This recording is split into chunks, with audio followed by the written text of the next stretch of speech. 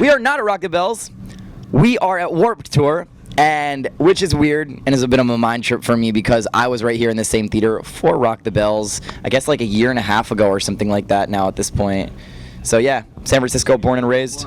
Yeah, this is my hometown. Wow, that's incredible. So what does it feel like to be able to, be at a big event, in the hometown, and of course with so many great musical legends coming from here?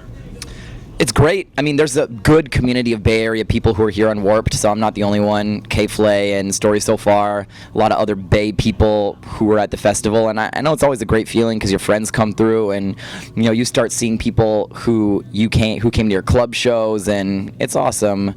Anytime I get an excuse to come back to the Bay is fun for me, and I get to finally talk about the city we're in and not be pandering to the audience. I legitimately believe and care so much about being from the Bay. It's such a part of my identity that it's great. That's awesome. And now you live in LA, so you got the whole Cali lifestyle here. So many legends coming from here. So much creativity. What does it feel like when you go on tour and kind of represent that Cali, life? Well, I definitely consider myself a Bay Area kid living in LA still, so even though I've been in SoCal for 4 years, I'm still feel like a Northern California person. But, I guess we have a reputation as being laid back and enjoying ourselves. I think that's true to an extent. I lived on the East Coast for 4 years when I was in college, and I feel like the pace is a lot faster on the East Coast. So, yeah, we try and have fun. I mean, when the tour group got together and we talked about what we wanted to get out of being on the road this time, the most important thing was that we enjoy ourselves, because we've been on 4 tours at this point, and at the beginning our goal was to just be professional, and we didn't know what we were doing yet. We didn't want to screw up. We wanted to be on time to venues. We wanted people to like working with us, and to present ourselves well. And now that we have gotten those details down a little more, the most important thing to us is that we just have fun, because who knows how long this experience is going to last for us. Sure. Now, what's unique about the Warped Tour is you have rock, you have punk, you got hip hop, you got EDM, you got this whole big mixture.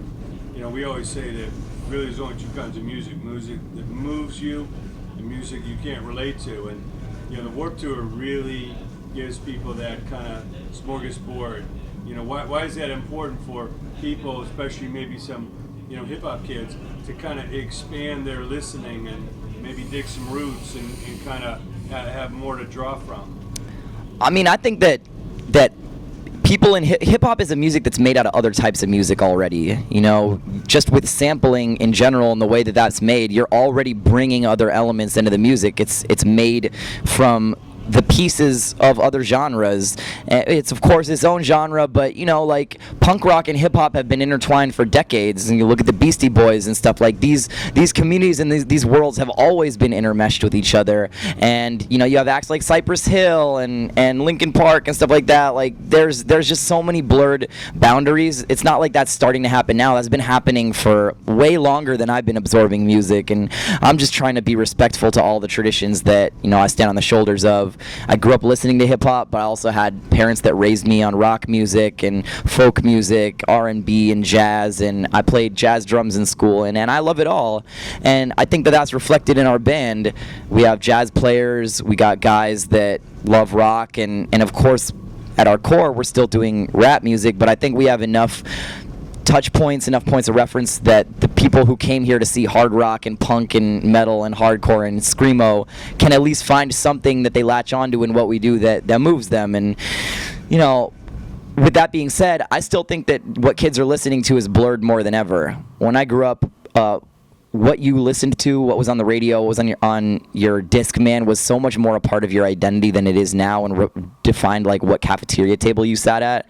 You were either one of the rock kids or one of the hip hop kids, and now kids listen to everything. I don't think that there's so much segregation between the kind of music that people listen to, because look at a genre like dubstep. It's everything, and I don't think kids just consider themselves dubstep kids. Those kids love metal, rock, techno, hip hop, and are willing to try and sample other music. So we've never felt out of place here. That's great. Now, why was it so important for you to have the live band? Because obviously traditionally most MCs are out there with a DJ or a track? Why is it important? For some reason, I've just always loved playing with a group of live musicians. I think that creating a live experience is different than recording on a track, and I love the spontaneity of it. I love that things can go wrong. Honestly, I think when things go wrong on stage, that's when an audience sees your true colors. They see you having to deal with adversity, and a true professional is able to get up there and make something out of nothing. And if you go up with a track, I feel like yeah, it might be cleaner. People might get exactly what they're hearing on the CD, but they also don't get the opportunity to see an artist truly battle themselves. And sometimes that means you're going to get a sloppier show, but it also means you can create moments of magic that people aren't expecting. Well, life isn't perfect, so the music that's pre-recorded is the same, but a live band's got those little nuances, so each show is a little different. It's like a fingerprint, it's a little riskier, and that creates the spontaneity. Yeah. I think it's really important. Now, talk about getting on the big Paid Dues Festival last year in Southern California. 29,000 people. I mean, all the heavyweights in hip hop there. Talk about, how you got on that show and, what that meant to you and why it's, so important to, have a mixture of artists from the legends to the up-and-comers in a festival like that.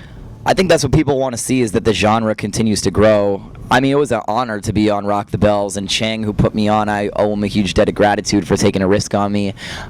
But, I think that you have to see that because you want to know, first of all, that this music came from somewhere, and especially being a white rapper, you have to be respectful to know that in some ways you're a guest in the house of others, and to try and respect the roots and the foundations that the music was built on. I grew up listening to rap music, but that doesn't mean I'm an encyclopedia on it. So I'm just trying to learn and soak up as much as I can. At the same time, know that the reason that I'm doing this is because I'm trying to be myself and tell my own story. And so I'm just, another voice in a sea of many, many people, some of whom have made it and some of whom haven't, that wants to tell their story. And I think that I'm deserving, but I guess everybody feels that way, and you have to have some kind of ego to make it and to try and want to put yourself on. But that's what it's all about, is interacting with the people who came before you, knowing that there's a huge tradition that the music's built on, but also knowing that it's going somewhere else.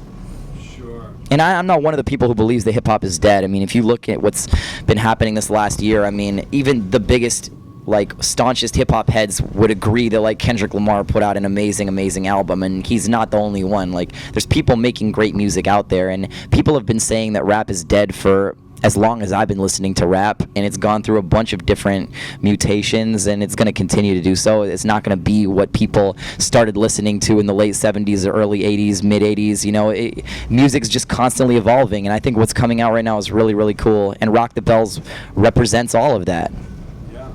And what advice do you give to that young creative person, whether an MC or a DJ or maybe they shoot videos or whatever? What do young creative people need to concentrate on? Because there's less record labels and people to help develop them. Do they have to have that independent spirit? What do they need to focus on to really grow? Well, you need to want it really, really bad, because you're going to get discouraged a lot.